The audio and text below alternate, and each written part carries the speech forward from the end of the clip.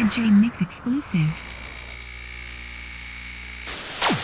Hey, this is Money B from Digital Underground, and I'm interrupting this J-Mix interview to ask all my friends to check out the Going Way Back Show live stream every Tuesday night, 8 p.m. Pacific Standard Time on TRadioV.com. And be sure to subscribe to the Going Way Back Show YouTube channel. See you then. Peace. Hello all, it's J-Mix here, and I'd like to welcome all my YouTube subs and viewers to part 3 of my exclusive interview with author of the book, The FBI War on Tupac Shakur and Black Leaders, Mr. John Potash. So without any further ado, I'm going to get into part 3 of my exclusive interview with Mr. John Potash. John, the kind of things that you were describing that take place in the American prison system, do you feel that this rings familiar with tactics used in military prisons, such as Guantanamo Bay? Yeah, I think there's a lot of overlap. Guantanamo Bay is taking it further, but with the torture getting more intense and more severe. But I think it's similar. Now, you reached out to Pac's attorney. Did you ever get a chance to speak with Tupac? I didn't know. He was in, I think when I wrote that first article it was published in the spring of 1995, I asked, is FBI waging another COINTELPRO against Tupac Shakur? In the spring of 95, he wasn't dead yet, but he was in prison. And when he got out of prison, he was just in the West Coast in Los Angeles with death row. And it was hard for a lot of people actually to get in touch with him, but I never got a chance to get in touch with him. His Atlanta lawyer who was dealing with that case with the Atlanta shooting even said he had a hard time getting in touch with Tupac because he was kind of shielded from everybody.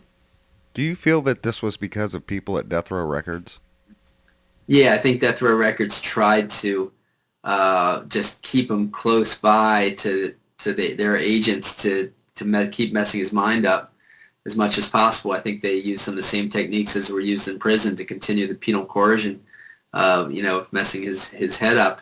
I mean, they published the most negative lyrics he came out with. They did a number of things to him to scare him and terrorize him. Beating people up right in front of him, trying to get him to get involved in beating people up, shooting people in front of him. I mean, all kinds of things like that. And I think it was partly to try to end the Bloods versus Crips peace truce, which Tupac and his Black Panther parents were part of, getting to spread around across the country. Bloods and Crips, they started with the Bloods and Crips calling peace truces in certain neighborhood gangs in the Los Angeles area. That spread throughout California and then started spreading across the country to the point that the largest gang in New York, the Latin Kings, were influenced by the young lords to to stop their drug dealing and start getting involved in activism. And Tupac, helped make that happen too. John, you had stated that you believed that Death Row Records was a front company for U.S. intelligence. Right. Can you tell us why you feel that way?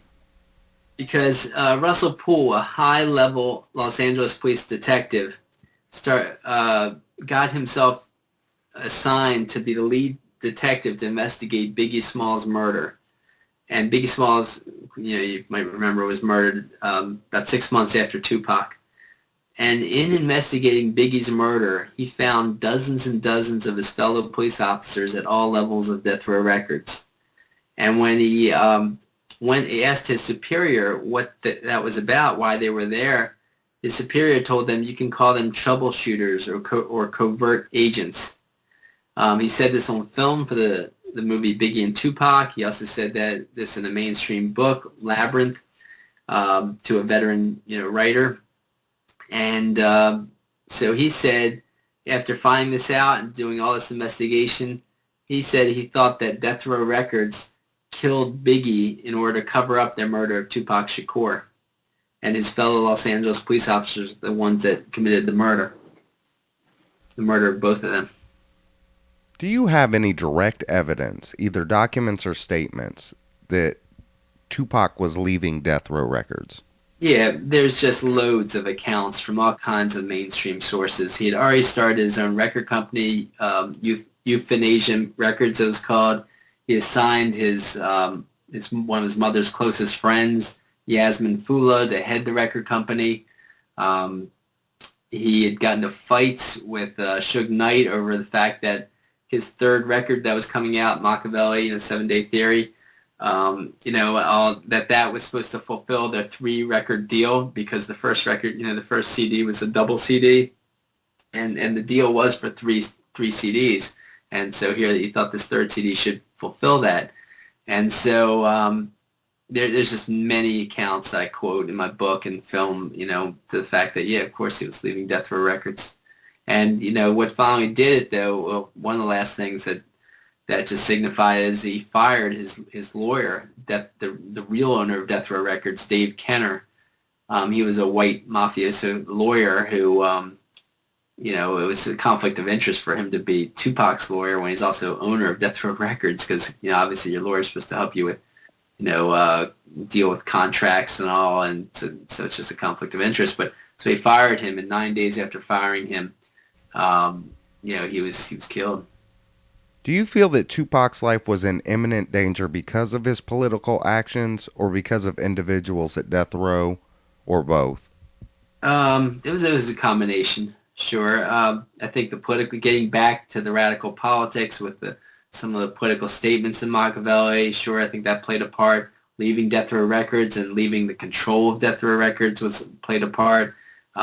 His, just the general increasing popularity. I mean, it was, every CD he came out with, at least doubled the sales of the last CD, pretty much. And so his popularity was going through the roof with all the films he was doing, and so adding all that wealth and all that fame and all that influence, and getting back to his left-wing politics all played a part. The murder of Tupac has been described by some as a sloppy hit.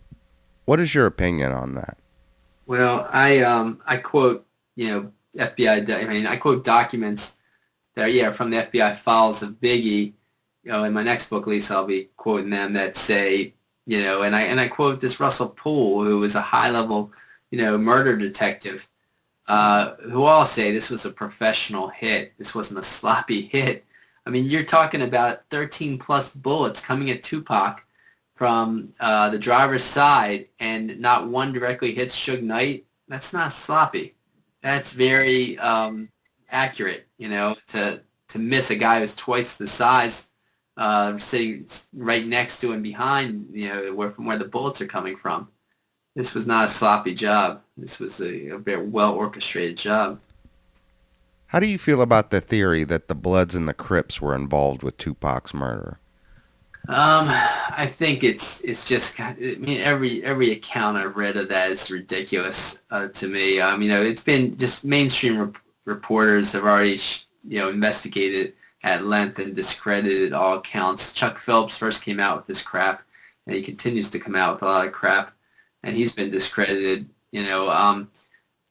For example, they say that for Chuck Phillips' first article, and I just bring his name up because he's the main person coming out with this stuff, at least the first article that hit, went around the world in LA Times, and he says that that Biggie Smalls went to Vegas, paid $1 million to a Crip, and gave him the gun in the Vegas hotel to go out and use that gun to kill Tupac.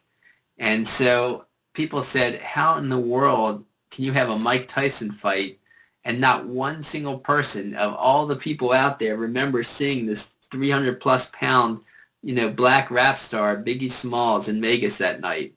And then Biggie's family shows, documented recordings he made that same night in New Jersey. So, he wasn't in Vegas. And the whole story is a joke. What they want to do is, while Tupac and his family were creating these peace truces between the Bloods and the Crips and turning them on to activism, Death Row was part of the U.S. intelligence goal of doing the opposite, of ending the peace truces. And he did that inside the record studios. He did that at Death Row functions. He had there was undercover people, I believe. Well, he had people, Bloods working for him that shot a Crip at a Snoop Dogg concert that Death Row held, and the blood gang member wasn't arrested. So I argue that he was probably an undercover agent. He probably wasn't a real blood. If he was a blood, he was paid to do this, and because no one was arrested. They had all kinds of eyewitnesses to this, and the police didn't arrest anyone. So I argue that the whole Bloods Crips thing about they're the ones that killed Tupac or Crips killed Tupac is just made up, and it's in order it was used to try to, as I say, end their activism and their peace truces and divert the attention away from U.S. intelligence that really orchestrated Tupac's death. Once again, it's J-Mix here, and I'd like to thank all my YouTube subs and viewers for watching Part 3 with John Potash. Part 4 is going to be up shortly. I'll see everybody on the next upload. One love, everybody. A J-Mix exclusive. Whatever, shut up.